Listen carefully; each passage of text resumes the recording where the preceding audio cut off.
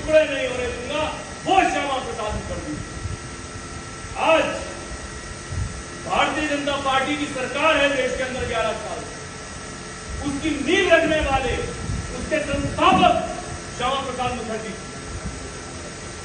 बहुत बहुत धन्यवाद दूंगा हमारे यशस्वी प्रधानमंत्री नरेंद्र मोदी जी को, जिन्होंने उनका सपना पूरा किया धारा 370 हटा के।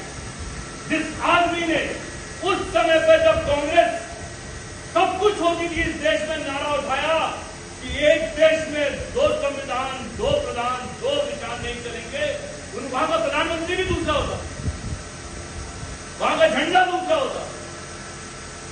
पूरी सत्ता के खिलाफ नेहरू प्रधानमंत्री नहीं अपने को राजा समझता था, जैसे राहुल गांधी अपने कुंबे को आज तक देश का राजा समझता है।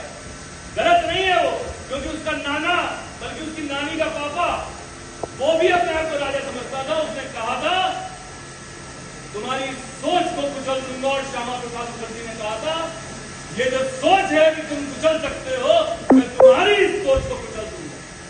और आज आप सबकी मेहनत से नरेंद्र मोदी जी के नेतृत्व में ये काम हमने करके दिखाया कि ये जो सोच थी कि जब चाहा इमरजेंसी लगा दी, जब चाहा कुछ भी कर दिया देश में, तो सोच को हमने कुचला है।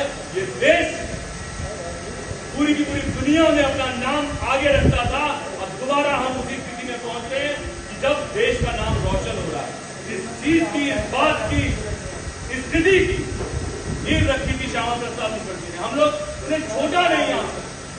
आगे आने वाले दिनों में कोशिश रहेगी कि कम से कम हर बच्चा जो स्कूल जाता है, एक चैप्टर श्यामा प्रसाद मुखर्जी के बारे में, एक चैप्टर दीनदयाल उपाध्याय जी के बारे में जरूर पढ़े। जाने तो सही इस देश में राष्ट्रवाद की नींव रखने वाले कौन थे, इस देश को देश बनाने वाले कौन थे, इस देश को अंग्रेजों की गुलामी से पूर्णतः हटाने वाले कौन थे।